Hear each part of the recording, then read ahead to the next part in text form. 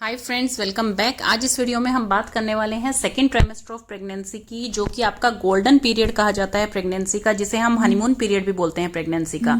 देखिए, second trimester बहुत ही important trimester होता है, बिकॉज अब आपके मिसकैरेज का खतरा खत्म हो गया है। अब आपके जो नोजिया वोमिटिंग है, आप बहुत ही रिलीव हो चुके हैं हर चीज से। अगर फिर भी आपको कॉन्टिन्यू है तो डॉक्टर आपको मेडिकेशन अकॉर्डिंगली दे देंगे, बट HCG हार्मोन जो होता है आफ्टर 12 वीक वो ड्रॉप करना स्टार्ट कर देता है। तो आपके जो जितने भी सिम्टम्स थे जो आपको अनईजी कर रहे थे, वो अब सब जो है खत्म होने लग जाते हैं। अब देखिए, बच्चे की ग्रोथ जो है वो बहुत ही तेजी से हो रही है। जैसे आपको दिखाई दे रहा है, ये 13 वीक से स्टार्ट होकर 26 वीक तक चलता है। इसे हम सेकंड ट्राइमेस्टर बोलते हैं। बच्चा जो है आपके 13th वीक में at the beginning of second trimester जो है 10 सेंटीमीटर है ओनली, जो कि 4 इंच का होता है सिर्फ, और जो कि 28 ग्राम्स का है। बहुत ही छोटा, बहुत ही माइन्यूट है। और आपके लास्ट तक जाते जाते जब आपके 26 वीक हो जाते हैं, सेकंड ट्राइमेस्टर आपका खत्म होने वाला होता है, तब बच्चा जो है उसके सारे वाइटल ऑर्गन्स बन चुके होते हैं और वो 35 सेंटीमीटर्स का हो जाता है। दैट मीन्स 14 इंच का हो जाता है वो, और 1 से 2 केजी के बीच में उसका वेट हो जाता है।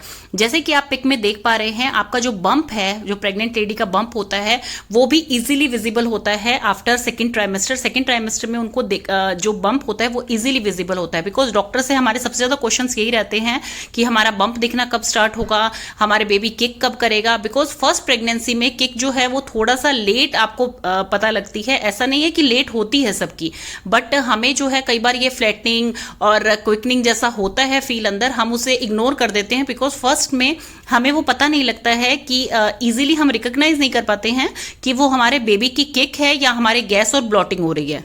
देखिए, जैसे मैंने पहले ही बताया आपको, बच्चा जो है बहुत रैपिडली ग्रो करता है सेकंड ट्राइमेस्टर से, बहुत जल्दी जल्दी उसका वेट बढ़ता है, और बच्चे की जो सारे वाइटल ऑर्गन्स है वो फुल्ली फॉर्म हो चुके होते हैं, वर्किंग कंडीशन में होते हैं। ब्रेन उसका स्टिल डेवलपिंग में होता है, डेवलप कर रहा है, बहुत ही रैपिडली ग्रो कर रहा है। बोन्स जो उसकी हार्ड होनी स्टार्ट हो गई है, स्किन जो है उसकी अब थिक होनी स्टार्ट हो गई है। जो पहले पतली सी लेयर थी एक, अब वो थिक होनी स्टार्ट हो गई है। बेबी का डाइजेस्टिव सिस्टम प्रॉपर वर्किंग है, लंग्स उसके फुल्ली फॉर्म हो चुकी हैं, हियरिंग पावर बच्चे की जो है वो फुल्ली डेवलप हो चुकी है।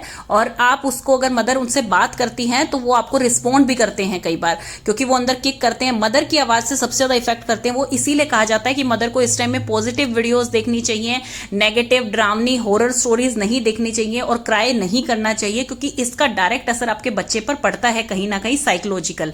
और आप जो है जितना अच्छा बोलेंगी, जितने अच्छा म्यूजिक सुनेंगी, जितना अच्छा जैसे गर्भ ज्ञान आता है वो सुनेंगी, तो उससे बच्चे पे जो है पॉजिटिव वाइब्स आती हैं।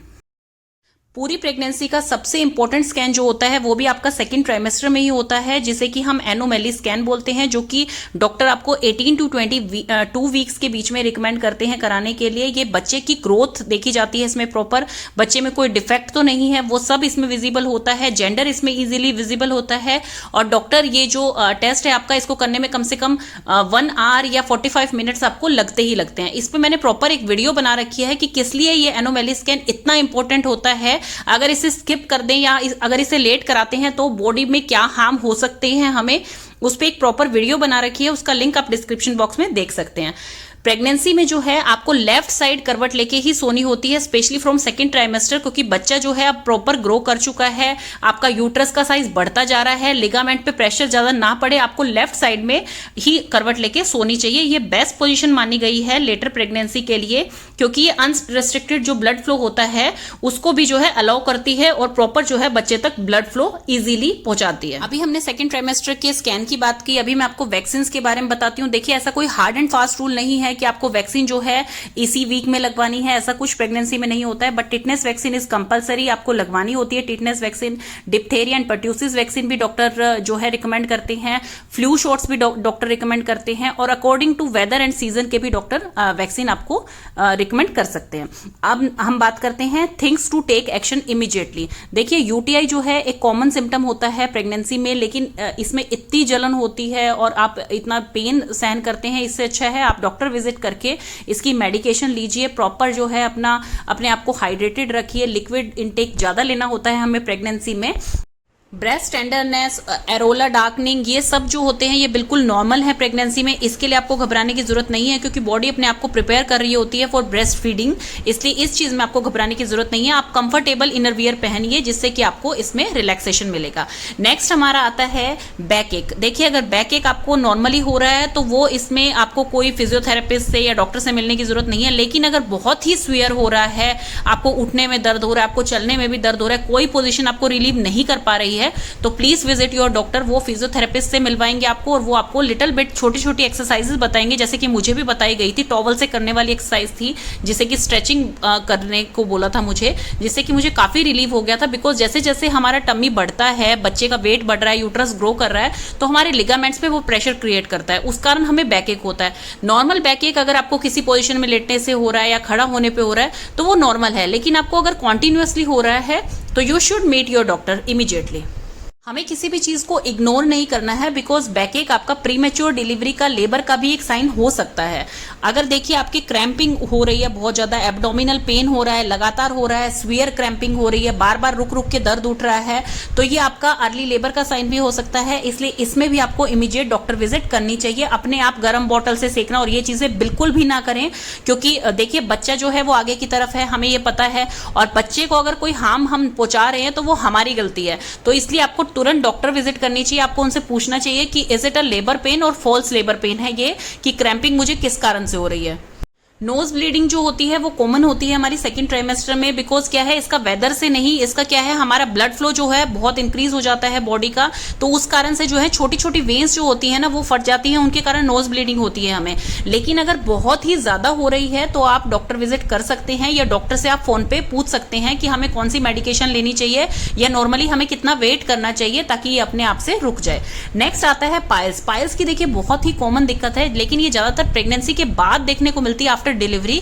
लेकिन अगर आपकी ड्यूरिंग प्रेगनेंसी भी हो रही है तो डॉक्टर आपको जो है हॉट बाथ बताते हैं, जो कि आपको एक टब में जो है हॉट वाटर लेना होता है, इसे सिट्स बाथ बोला जाता है। लेकिन ये अपने डॉक्टर से पूछ के ही आप करें। ज्यादा गर्म पानी आपको बिल्कुल नहीं लेना है प्रेगनेंसी में, वो आपकी बॉडी को, आपके बच्चे को हार्म पहुंचा सकता है। लेकिन जैसे प्रेगनेंसी में डॉक्टर आपको ज्यादा ठंडे पानी से नहाने से मना करते हैं, वो हमेशा ये बोलते हैं कि ल्यूक वार्म वाटर होना चाहिए, तो इसलिए ल्यूक वार्म वाटर में आप बैठ सकते हैं, और फिर कोई ट्यूब वगैरह डॉक्टर आपको देते हैं, जिससे कि आपको बहुत ही अच्छा रिलीफ मिल जाता है। नेक्स्ट है कि वॉकिंग आपकी बिल्कुल सेफ होती है इसमें। अगर आपके छोटे मोटे क्रैम्प हो रहे हैं, थोड़ा बहुत पेन हो रहा है, तो आप जितना हो सके थोड़ा थोड़ा वॉक करते रहिए आफ्टर सम टाइम। जैसे कि किसी की सिटिंग जॉब होती है, कोई बहुत देर तक बेड रेस्ट पे है, तो हल्की हल्की वॉक आप घर में भी कर सकते हैं और बाहर भी कर सकते हैं। नेक्स्ट हमारा आता है स्ट्रेच मार्क।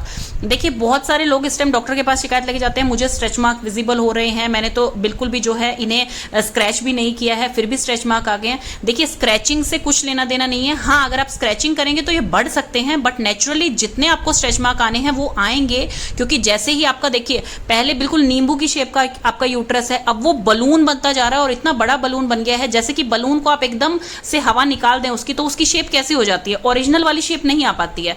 तो वो थोड़ा सा जो है अपना जो टम्मी होता है वो स्ट्रेच करता है, तो उस पर स्ट्रेच मार्क आएंगे।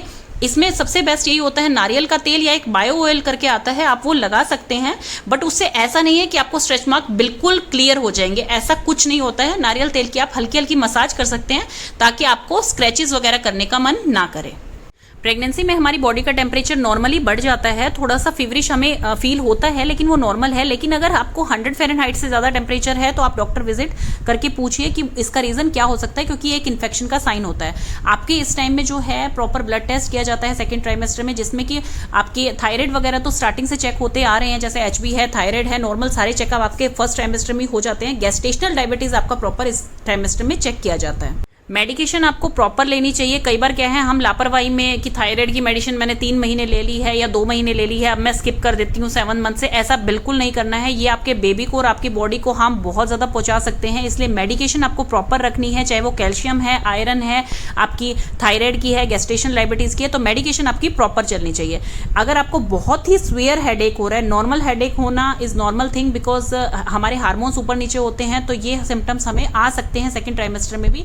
लेकिन अगर हेडेक जो है बिल्कुल कंट्रोल नहीं हो रहा है और बहुत ही एक्सट्रीम हो रहा है, तो you must visit your doctor.